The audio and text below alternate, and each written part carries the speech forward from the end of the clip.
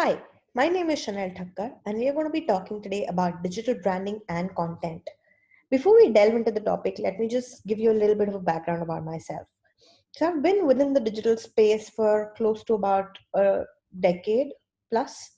Uh, about 5.5 years ago, I started my own digital marketing and branding company, and we're based out of here and in Singapore. We have catered to clients across the globe, and we continue to grow, and it's pretty exciting as a space for me to be a part of this branding ecosystem. I have worked, or rather my passion has dealt from working in places like Disney, places like Fox, and a lot of movie scenarios that I worked with, and I realized one thing, that brands are something which it's just an extension of a passion that you're working with. And if that is extended to your audience correctly and in a way that they can actually buy into your vision and an idea, you have earned a customer for life. And this as a topic is really close to my heart, because I personally believe that the biggest, most important, crucial point in this entire conversation is the content. You could do ultimate amount of gimmicks, you could do a lot of conversations, you could do a lot of discussions, but if you are not true to your heart and if your content's not true to your vision, nobody is really going to buy into it. You can have a perfect, clinically perfect video, an absolutely perfect image, but nobody really is going to buy into your vision if they don't, it doesn't resonate with them. So let's get started. Now, if we really look at things, and when we say traditional versus regular, non-traditional or digital branding, why is everybody shifting, or what's the whole conversation around what's happening, what's the landscape that's shifting? For the longest time, we've seen traditional formats like television, newspapers, billboards and hoardings be an absolute integral part of the business plans, marketing. Every brand would be a part of that discussion. Fortunately or unfortunately, what happens is that that entire ecosystem, because it's so physically limited, the value becomes a lot higher, or the perceived value becomes a lot higher, the view and the vision cost becomes a lot higher, and the customer acquisition becomes a lot higher. In the process, the top tier or top few very rich money centric companies are the ones who get an exposure to what they are working with, or to be able to grow their business. And there was always a shift where the businesses wouldn't grow, or smaller newer businesses would not be able to grow beyond a certain level and be localized. It would take years for the business to grow. Now, because of the shifting landscape, digitalization has actually made the whole business brand game a very personalized brand game. Initially, the brands would just be pushing their content, would have a few set of loyal content, they would do a lot of leverage upon a lot of celebrity and all of that. But now brands are slowly getting more real. And while everything else, while every other conversation is changing, and businesses are digitizing, the branding of the business actually has to step up its game. It has to go beyond the traditional thought process and actually start looking at more digital ecosystems to work with. Brand loyalty, while it used to be expected, if you see companies and legacy companies over the years that they have worked with, it was expected that they're going to have a loyal fan base. The company could rely on that base, that even if the product wouldn't be marketed too widely, there would be a loyal base that could be relied on. But now, with things changing, with so many new brands coming into the game, with so many people talking about things, that brand loyalty is something which is becoming a luxury every single point. And that it is, and the royalty or the brand loyalty towards of a customer keeps changing from time to time. You might be in love with the brand at this point of time, but there could be something which would shift, or your brand could be one of the top loved brands at one point, but there could be something which could have maybe gotten a customer upset, maybe gotten a fan upset. And as much as a fan would amplify their love for you, their hatred spreads a lot faster. So this entire brand loyalty conversation is extremely shifty. uh, Now, coming to a lot, when we look at an audience, uh, how does an audience communicate with its brand? Initially, they would show their love with purchasing the products, they would kind of try and be very excited. They would love to wear the brand logos and roam around and all of that. I mean, just a swoosh, Nike swoosh would be sufficient for people to wear it and roam around. They could happily walk around with the brands. Now they're being very selective because they realize that they themselves are brand custodians or the brand conversationalists. So they actually take their own time. They do not really, they're not given to wearing a brand very easily. So now they would only endorse a brand in that sense with which who can with whom they can resonate, with whom they can communicate, and they can actually get what they're looking for, and it resonates with their beliefs and their conversations. And now there is a proper two-way communication between the brand and its audience. Why has this actually helped? Because the brand is able to see what it is, get the real-time feedback from its audience, what it's doing right, what it's not doing right. And because of this real-time feedback, it's able to cater to its audience a lot better. And that is where the whole magic sauce lies. If the brand is hearing their, and the audience realizes that the brand's hearing them, they would actually feel a lot more appreciated, and the brand can actually capitalize a lot more on this conversation that goes by. And literally brand fortunes, we've seen a lot of, like, for example, if you have seen the Pepsi ad at one point, where when there was Black Lives Matter and there was these protests going on, the whole conversation about the Pepsi, the cops being given a Pepsi, that changed the brand fortunes. Because it's a legacy brand, there wasn't too much damage that it could do, but there was an absolute outcry on digital, and they had to literally take down an ad for which they spent so much money because they made a wrong move. Similar thing to an ad with Amitabh Bachchan and his daughter, which seemed tone deaf to a lot of people, and hence it had to be taken down. So brands are willing to let go of the money they have spent just to ensure that the customers do not get hurt. And if a brand is ethical, or at least projects itself to have certain kind of brand ethics that is always invited more by people, it doesn't matter if it's a 5-year-old brand or a 50-year-old brand, as long as it aligns itself to specific brand ethics, it will have its own loyal audience base at every point of time. Now, why does a brand help, or what is it that needs to be, or what is the purpose that we're talking about all of this? Why the digitization? How does it matter? Now the primary point here is that you have so much noise. Digital, while it's made it a lot more easier for a lot of business to be there, it is also a very cluttered, noisy platform. So the idea of branding is to be chosen amongst that line of clutter, to be able to showcase why do you stand differently. Now, what's all the fuss about? Why digitization? How does it matter? Why should your brand care? You have people who love you. Your brand has been around for a long time. You have people who communicate with you on a regular basis. Maybe that's not something that you want to be at. Now, that's where the thought is wrong.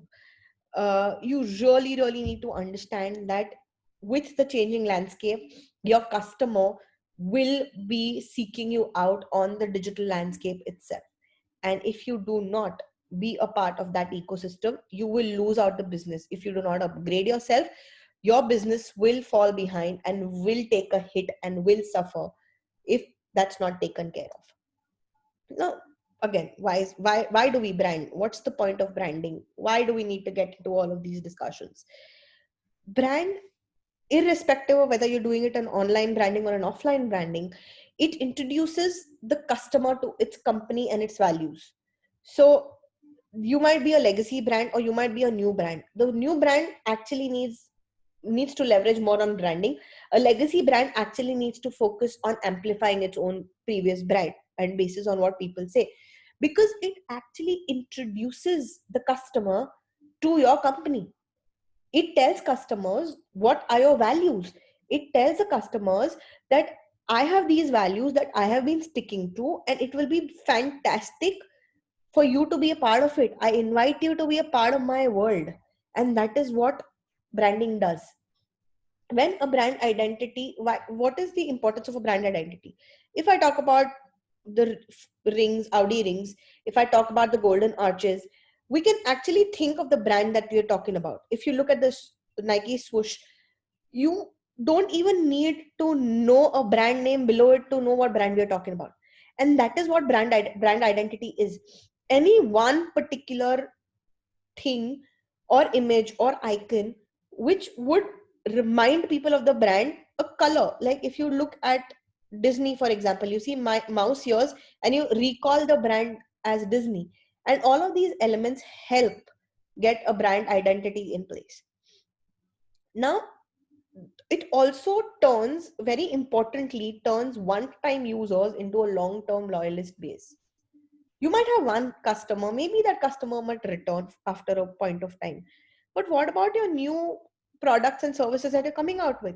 There'll be things that are tried and tested. Not every product is going to be great. Google, for example, doesn't necessarily have all products that do well for them. But the first part of trust is crossed, or the barricade of lack of trust, or the challenge of lack of trust is automatically crossed when uh, one looks at Google and looks at it branded as a Google product. They would be willing to give it a shot. So it goes beyond the product usability. Not all Apple phones are great products in themselves, and yet you have a bunch of people who keep buying the product over and over again just because it's an Apple product, and they know for a fact that they wouldn't compromise on quality. So hence there are three specific uh, parts of a brand. There are three identifiable conversations in a brand. So three B's of brand building, rather, if that's how we look at it. One is brand, your brand itself. How does one, or how does an individual look at your brand? How is your company perceived by them? Do they look at you as a ethical company? Do they look at you as a company with a heart? Do they look at you with someone who is an unscrupulous company? Do they look at you with someone who doesn't add value to their lives? How does the larger audience, or your target audience, look at your own brand? Branding is basically building and designing the unique elements of your brand. As you grow, as you work further, it helps your audiences identify your brand even in the ultimate clutter that's going on. And brand identity is how branding is fed into. So your creative elements like your website, your social media, logo, that actually carry your message forward on the digital landscape and offline landscape as well. That's the brand identity for you, right? Now going digital. Uh, the idea of going digital is first understanding how do you navigate the online ecosystem. While it might just seem like a very regular shift, the online ecosystem, beyond just the base principles of marketing, actually is functions very differently. And it functions through a lot of various multi-channel approach than using or picking and choosing a few to get a particular impact. Now, extending your offline plans to going digital to work with your digital ecosystem, how does that work? So you look at building and designing your brand collaterals through website, app, social media. What do they carry about you? Does the tone change? Does it change along with the social media platform that you're working with, etc.? Then we're looking at combination of digital branding. So the whole digital landscape is not just one part. It's a combination of what your digital branding is and what your internet marketing principles are to develop your brand online. It's a combination of both. It can't be an isolated, okay, I'm just going to look at internet marketing, I'm not going to care about my digital branding. Not going to help. You have a perfect digital brand, but your internet marketing is not working around for you. Again, not a great way to move forward.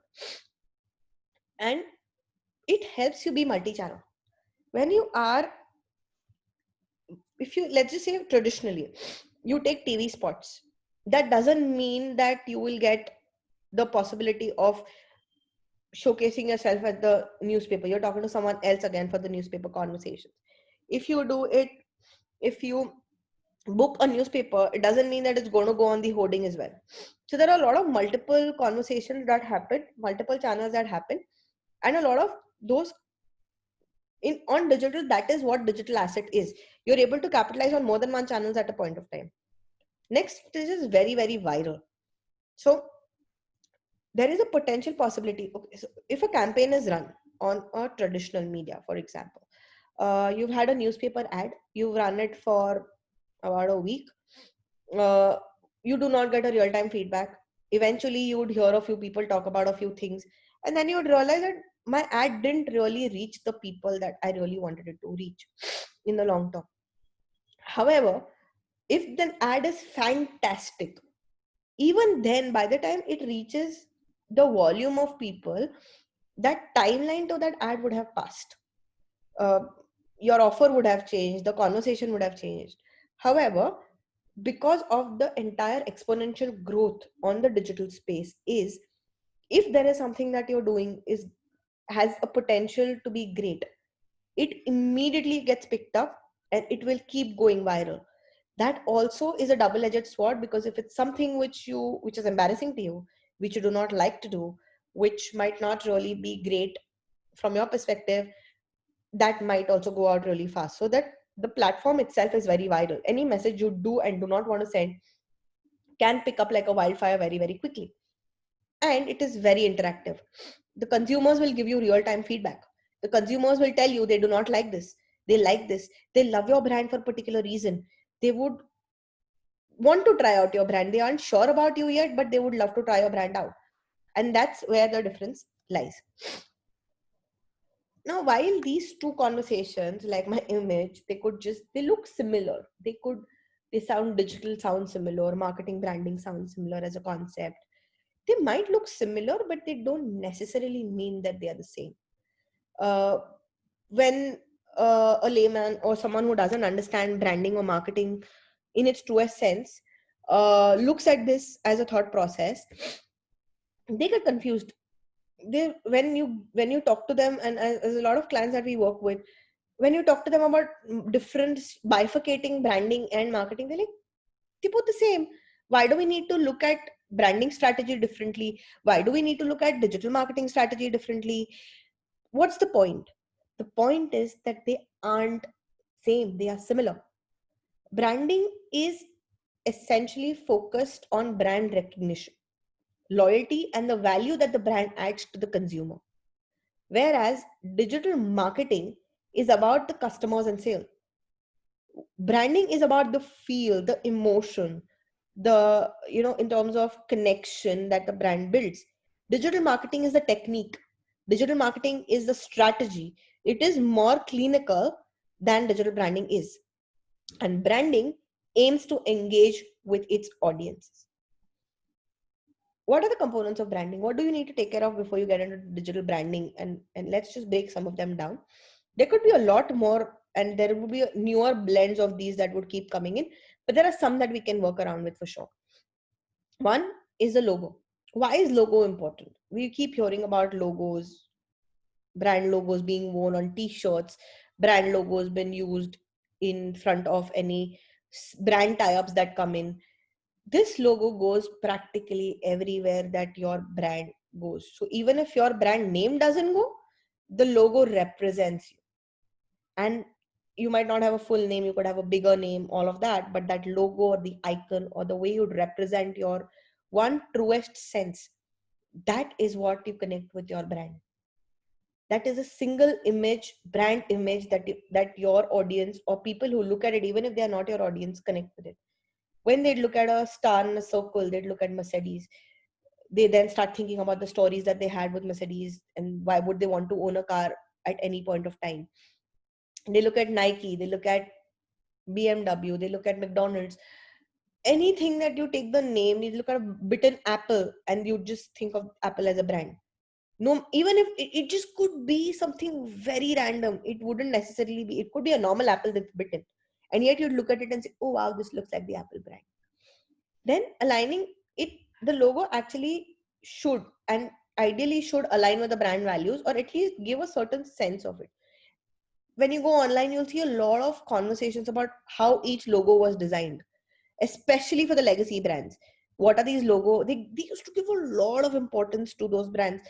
That has changed with the current times, because when you really look at brand logo designing, that requires a lot of brainstorming, a lot of time, effort, energy. The person who's designing the logo has to be associated with a lot of things around it, right? Then there is a brand personality that is done. So they have to think about creating a brand value, then adding the personality of the business into the brand, which is internal. These are internal considerations. Then you look at the external considerations, which is the industry and the target audience that they're looking at doing. Do they want to look at, I mean, including the name and everything else around it is built around these principles. Hence, the logo has to be something which is simple in its truest sense. At the same time, it also leaves an impression in people's minds. The McDonald's logo, again, that's one of the most simplest, yellow and red colors for that matter. Even if you do not see an arch, but you see a combination of yellow and red and you think of McDonald's, right? Now, it can either be a text logo or an icon logo. It's a choice that you need to decide based on what your business is all about. Then before you kind of finalize your logo, just have a look at what is the industry standard, what are the other companies that are similar to yours who could be your potential competition, what are they looking at, how are they seeing a few things. And then it's very important, the whole idea of using colors. A lot of colors, every color is given separate importance. Why are reds used? Why do a lot of food industries use red as a color? Why do certain business companies use blue as a color, cool colors, and all of that? There is a lot of study that goes into it. There are experts who actually would be, working with you to help you build that logo to the perfection point. And then you need to see it goes as a visual match in all your online and offline assets. What do I mean by visual match? There are times where a logo would look fantastic on your screen, but when you print it on your card, there could be something which would be off. So taking a shortcut in building a logo, downloading it from somewhere and just trying to modify it might not necessarily be the way to go. Show the brand the love, show the brand that the passion that it deserves, and work with it that way. Make sure that your brand, your logo gets the time, the attention that it deserves and requires. Don't rush into it. Do not go with something unless you as a value get a very strong yes that this is what my logo is about. Unless that happens, you can have a logo, but that's not going to get a desired effect for you. People wouldn't necessarily remember it. Then looking at a website is essentially, when we talk about it being a digital storefront, initial stages when there was no digital or no internet, people would come to your shop, they would see what you sell, or they could stand outside and see what you sell. They knew what you were about. They would hear from people that this specific place has got fantastic chocolates, or this particular place has got a lot of great imported stuff. And they'd know it, and they'd probably go inside, browse, take that time, and move on. Your web Now, not everybody would have a very fancy looking store. Some people might have a broken down store. They could be doing great stuff. They could have had amazing stuff, but their rents would be too high, so they wouldn't have had great stores. Their store and their performance wouldn't have been that fancy, but their products were great. People would just walk by them. Some would not have such great products, but they would be very welcoming and inviting. People would want to go to the product. So your website, because just by the fact that it is on the digital ecosystem, everybody is able to use different tools and make their storefront look inviting, look warm, look beautiful, invite their right customers into their store. Of course, it's a virtual store, but the ease with which they can really do it is by sitting in their own homes and actually be a part of your brand. So it gives quick and easy access of information to the groups of people that could be your clients, or the people that could be your ultimate uh, goal that you're looking at and working with, right? uh, they basically it The idea is for it to highlight essential details. The idea for it is to work with specific conversations. What are you about? What do you do? Very quick information for someone to. And not all information. So it could be some information that you give, and then you pull the person in if they want to get more information. So you're in the context has to be informative enough for them to say, okay, this is relevant to me, and interesting enough for them to say, oh, I want to know more, right? It has to be simple and easy to navigate. The more flashy, I mean, uh, you could have a flashy website if your business requires it, but the more simple you keep, the easier it's going to be for people to navigate it across multiple platforms. It highlights essential details about your brand, about your product, about the services that you have, about the people that are working with you. It highlights those conversations. Everything else then can be added as a frill for sure, but that's what people are coming to seek. The fonts have to be clear that anybody from any device can actually read instead of making too much effort to try and read what's going on there. It is to the point. It is not building stories, unless of course it's a blog and it requires you to build stories. You keep it to the point. Now, from the normal search engine optimization perspective, it has certain searchable or crawlable links. What is a crawler? Crawler is basically the technology or a way in which the search engine find your pages with ease.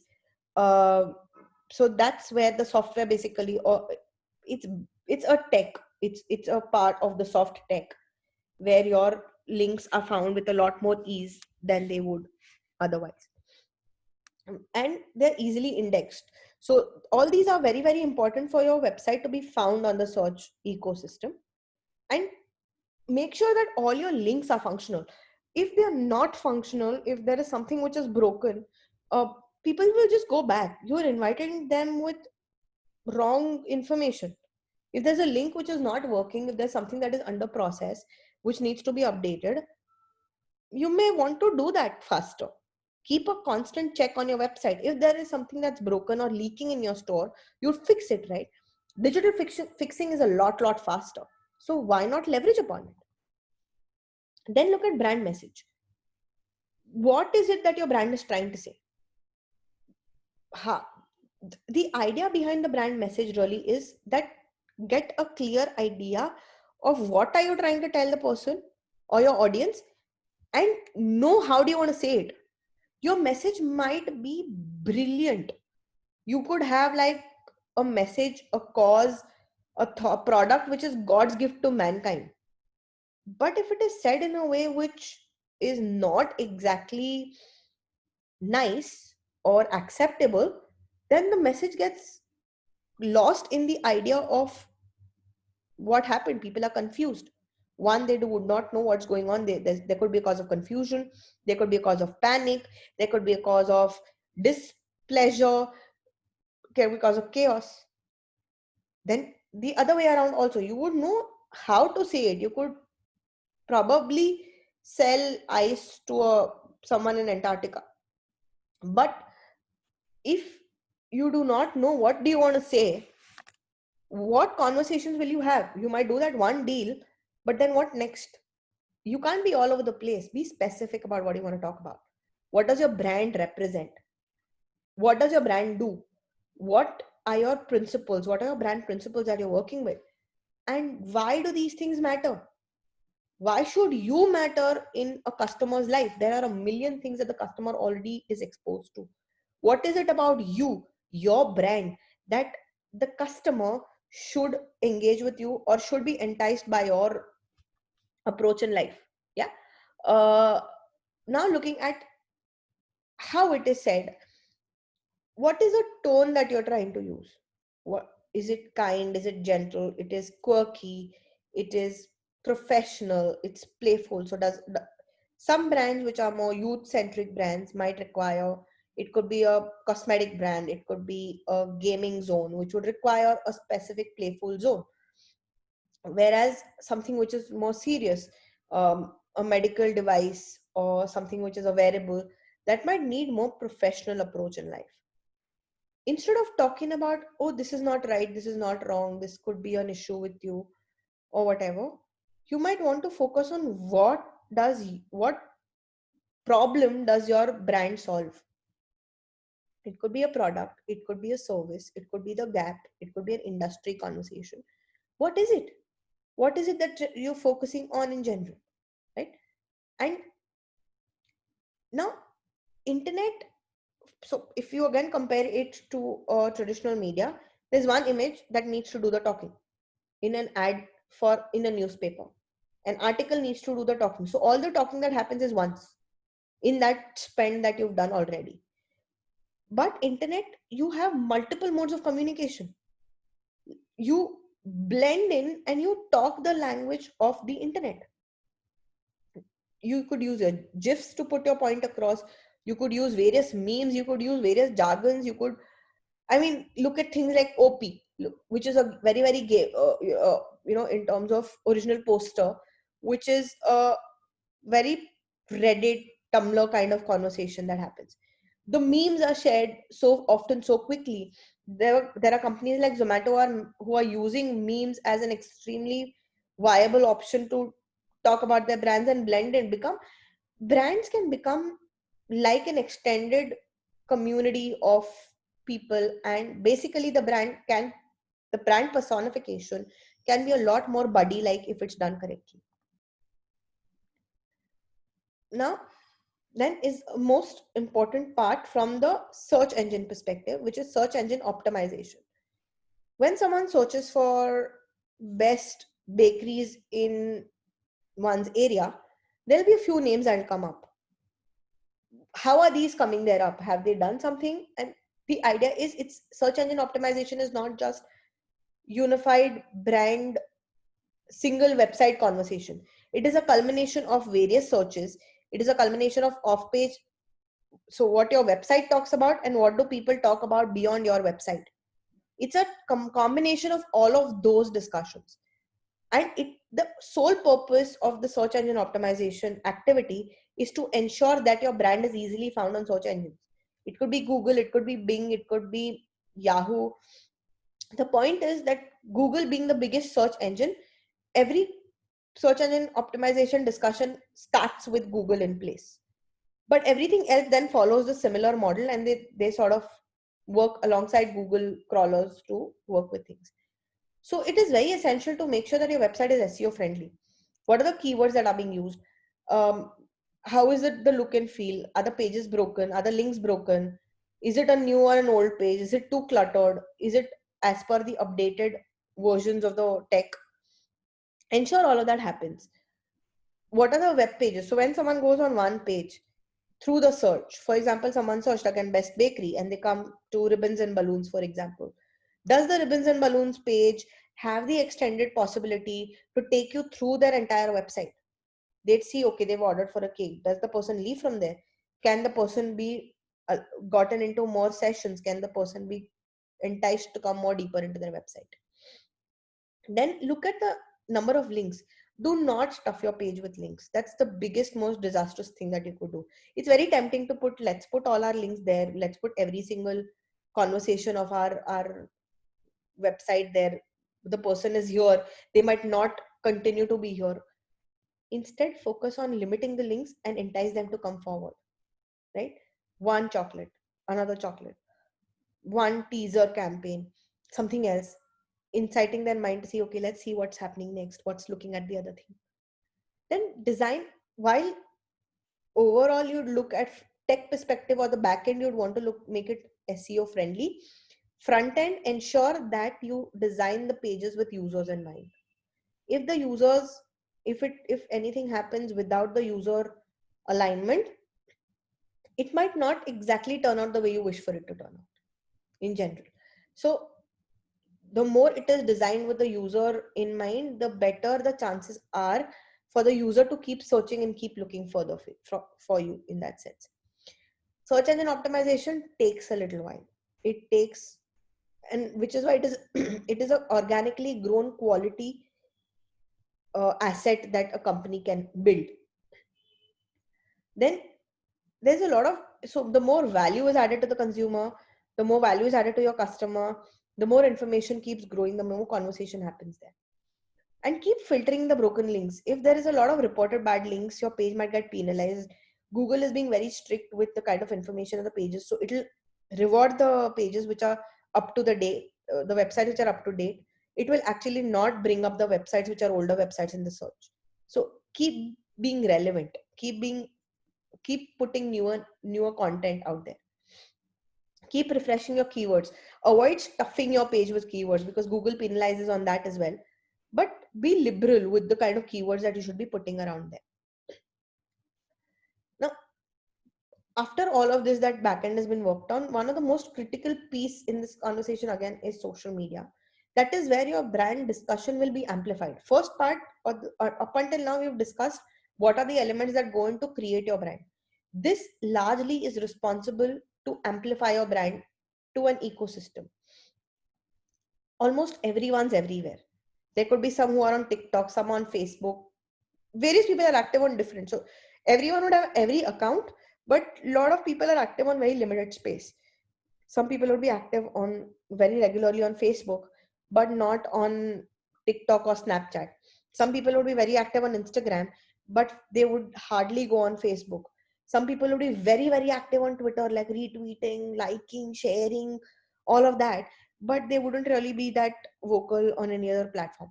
So ensure that your brand is talking to its consumers across the platform. Brand should be where the customers are. And every platform has a tone, every platform has a personality. So design your posts as per the platform, design your posts as per that particular way, the choice of the platform that you're working with. Instagram is more image centric. It has a lot of behind the scene conversations. It has a lot more fun, funky image video conversations.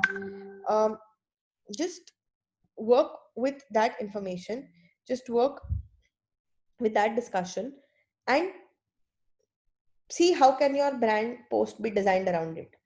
Facebook, on the other hand, is a lot more static, slightly more serious, but a long form of content. So design your post differently basis that. Then coming to um, Twitter is more news consumption website, a real time approach to things. So the information there might be for a very short term and limited. So just put up stuff there which is relevant to the person, so it's picked up immediately and consumed faster. That's how you change things. TikTok is more youthful, more trying for people to try and get their talent out. So maybe you could do something like a contest, TikTok contest and stuff like that. Now and then, as per the platform, the process should be one, schedule, create a proper schedule. Do not go ad hoc. Everything with a good strategy. What is the point of that one post? If I'm posting a meme, is the reason that it is viral right now, is it something that addresses the current issue?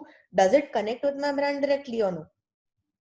So have a very watertight schedule or a calendar to work with. Use the content to engage with your brand and respond to the audience when they are conversing with you.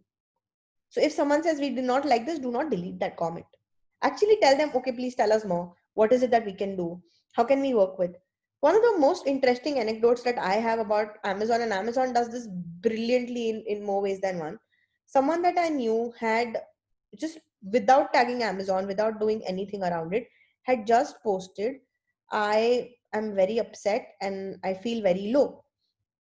Someone from Amazon picked up that tweet through, maybe the hashtags were relevant or whatever that there was, and said, we are really sorry you're feeling this.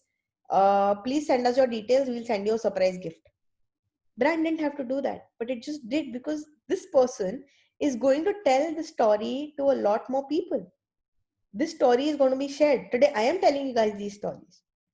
And that's the beauty of content and good content and well capitalized, responsive action taken. And then as you lock it, track the growth.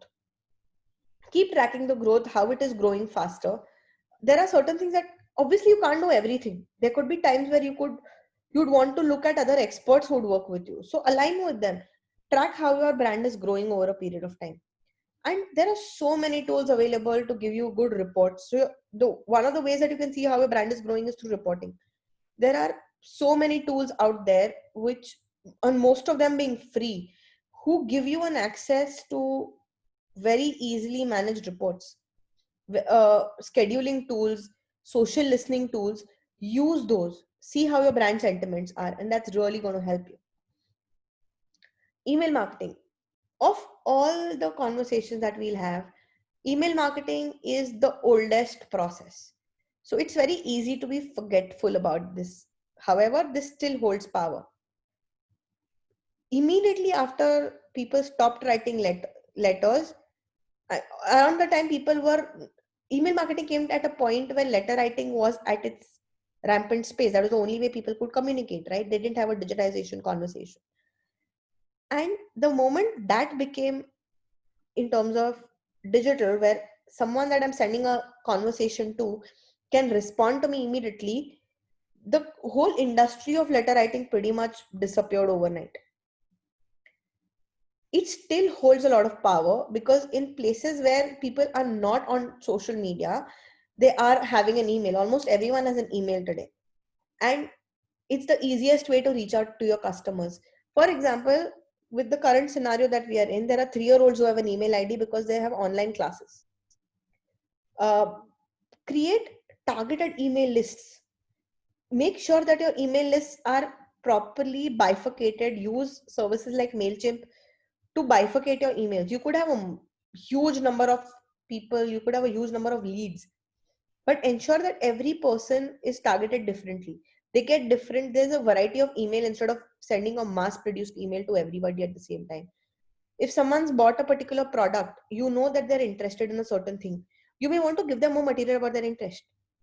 Someone's bought a lipstick, you'd want to send an email and say, since you bought this product, what would you like to try something more? Would you like to try a lip liner? Would you like to try a lip balm? Would you like to maybe consider a complementary product along with it? Would you use a cheek tint or whatever?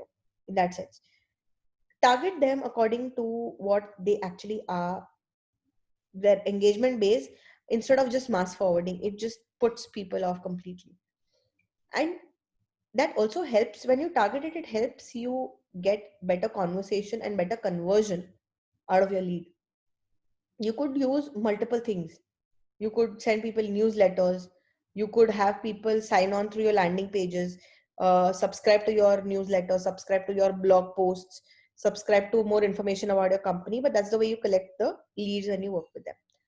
And before you email, before you send out any conversation, ensure that you identify the goal of that email.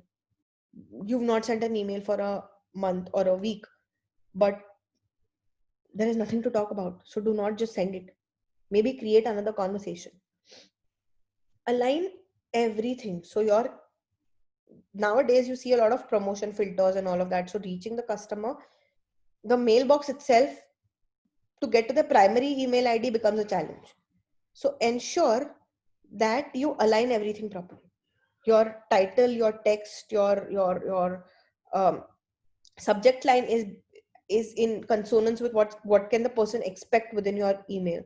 Your creatives are in consonance with what the conversation that you're trying to have. When that email is clicked, it leads to the right link in that process, right? It should lead to the right place, it should lead to the right conversation. And don't overdo it. Don't keep sending out emails. Don't keep, I mean, if it's something that you have to say which really needs to be said that many times, please go ahead and do it. But if there's nothing to be said, don't waste your time. Then advertising. This is the most ROI driven conversation. Uh, while the concept has been similar across the ages, and obviously there's a shift from traditional to digital, even on digital, there has been so much of change across the years. When advertising on digital started off and Facebook wasn't really charging money, or Facebook was free in itself where it was collecting the data, or Orkut and all of those social media platforms were just pure social media engagement platforms. Websites was one place where they could talk about their conversations, and that could be a space where advertising could really happen. So there were banners, there were web pages, there were those, I mean, of course banners and web pages still continue, but along with them there are,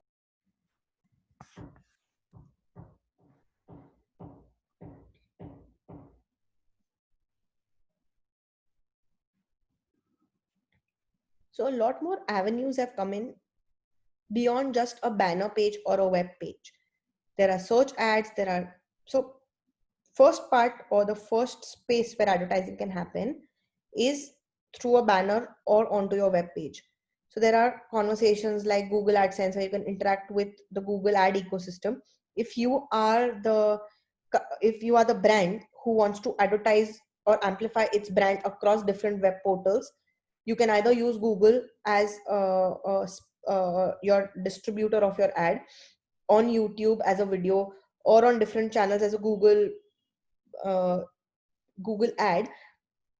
And it could be a banner, it could be a web page, up, or you could also buy out static space. So a Google ad keeps changing.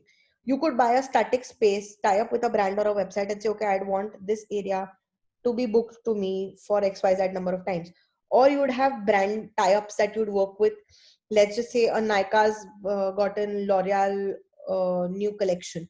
So it will talk about its new collection. So L'Oreal gets a brand space or a banner space on Nike as a brand, or on Nike's website. Then there are search ads. When you search for ads on Google or any search engine, you will see a lot of immediate results so ads which resonate on your immediate results. That's called search engine marketing. Within the search ecosystem, when someone can see your brand much faster, because search engine optimization takes time, search engine marketing actually enables people to see your brand a lot more faster. Then there are display ads which happen across Google channels, across different advertising channels. Then there are social media ads. You'd use Facebook, you'd use Instagram, Twitter. So Instagram as a dashboard uses Facebook's dashboard to advertise. It's still largely organic. Facebook is extremely getting into a proper, it's restricting its organic through only having a lot more emphasis on paid ecosystems. Twitter, LinkedIn, depending upon what your brand is, choose your media spends actively. You can create your ad on social media, target them the way you wish to target. And advertising ecosystem on social media or on digital actually is a lot more lucrative for a brand, because one, it can actually market to the nth customer, no matter how niche your market is, primarily because it has a digital ecosystem or a digital space that it's working with. There is so much data. The customer has shared their interests. You can target people basis their interest, you can target people basis their choices, previous buying choices. You can create an audience which is similar to the other audience that is following you already. There's so much that is possible, there's so much that can happen, that you can work with and that you can grow with in terms of ads. Into that's the kind of conversation that happens. Then uh, you can create multiple avenues. You can have desktop and mobile feed ads. So when social media ads can actually bifurcate, or can be, you can choose to display your ad per device as well. On Facebook you can choose, I want to display my ad only to mobile users because that's the audience that I'm trying to capture. I want to display my ad only to desktop users because that's the audience that I'm trying to capture. You can decide where do you want, which feed or which property, which area do you want someone to watch your ad in. And that itself, unlike a single newspaper ad, unlike a single television ad that keeps running, unless a single radio spot or the same ad will keep running over and over again without you understanding whether it's even reaching your audience or no, this solves that problem completely. Hence, extremely important as a component. Retargeted ads. Have you ever gone on Amazon or have you ever gone on a website and you've searched for something only to realize that when you go on another website, that search has followed you right there? That is actually retargeting. It follows your search, it sees your search patterns and keeps following you there until you either take an action of buying or not buying or closing the ad. That would never have been possible in a traditional media. Now let's just look at some content types, and that pretty much sort of um encompasses what are the things and elements that you should consider while building a brand on digital. Image content, What are the, it could be quotes, it could be just a fun photograph that you're working with, it could just represent something, and it could be a caption and ask people to caption that image. You can use an image in multiple formats and multiple ways. These are content types. How do you use them is how do you align to your brand. That's where the difference lies. Then there is a GIF. GIF is a moving image without the sound. There are times that an image might not essentially express everything that you'd want to say. Some memes do, some conversations do, but there is still a potential possibility of something more to be said or something more fun to be said. And that's where GIFs come in. When you put in a GIF as a response, it becomes a lot more realistic there. Then there is blogging. You want, you're a subject matter expert, or you have a thought that you want to share with the world. You want to share a recipe, you want to share a new concept, you want to talk about something in your life that could be inspirational to others, then blog would be an ideal platform for you. Blog also is something which can be monetized. So if you're looking for something to write about, talk about, you write well, and you want to monetize onto your without really joining an editorial team, then that's a great space to be at. Videos, um, it could be across various formats. Videos could be a proper channel, it could be in right. So you could use your blog as your platform, no matter what your reason of using it is. You can really express yourself in long form, in short form, through blogs. One of my favorite blogs is blogs by Seth Godin, who's a marketer, who's a marketing guru, who's known for his uh, and he's an author, so he's known for his fantastic books that he writes. He pretty much blogs quite regularly. He might not have pages to write, but those 4 lines, there could be times that he just write 4 lines. But those 4 lines are actually so relevant to businesses and conversation that actually give a lot more insights. Maybe you all want to check that out. And then ebooks.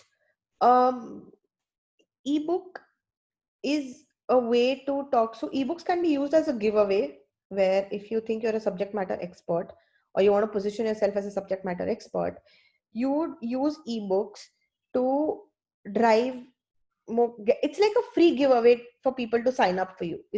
Sometimes it's used as an exchange for getting their email ID and their information, their personal information. Sometimes ebooks are used for just giving more information. Or since the whole world is digitizing now, books also, in fact, books were the earliest ones to digitize, and the author can actually reach out to a lot wider audience, and not worry about distribution, not worry about how many people they'll reach. Can they reach to as many people as possible, the numbers, and make more money out of it? So there is no physical spend that happens on an ebook. So any revenue that comes in is a pure revenue if it's a paid ebook or a paid content. A lot of case studies are available online. You can use to build a certain kind of credibility for your product or your service. You can showcase some case studies that you've done, or gotten done, or people who've done case studies on your products and services, so that there is a amount of credibility that is built. And that brings me to one very important point. Content is used for various aspects. It could be to sell your product and services. It could be to build credibility around your brand. It could be to amplify your brand. It could be any kind of content. All that you need to focus on and have a clarity on what type of content is relevant to you and why are you doing it. Do not just ad hoc decide, oh my god, the meme, there is something which is, someone's talking about memes and memes are going great, but the meme doesn't connect to your brand. So if your brand is a serious brand and you're supposed to look professional about it, do not use memes. It might not work. It might just backfire. You might not only not get the new audiences, you might displease the people who are already your brand loyalists in the quest to change your tone. Then look at white papers. There are a lot of industry specific discussions that are done. There could be research that is happening. There could be people who have talked about you. Maybe use them as a reference point. Multiple articles that are written across and about you, across different platforms.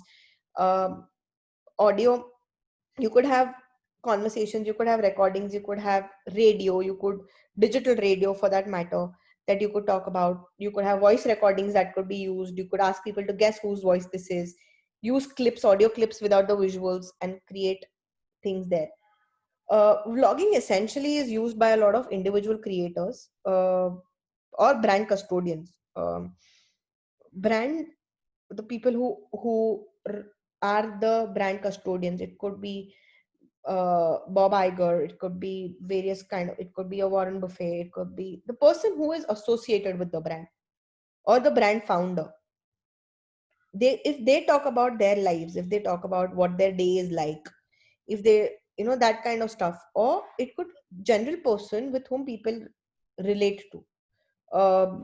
A viral star would talk about what is happening in their daily life, or they talk about how COVID has affected their lives, or a superstar or a star is talking about some amazing discovery that they have made.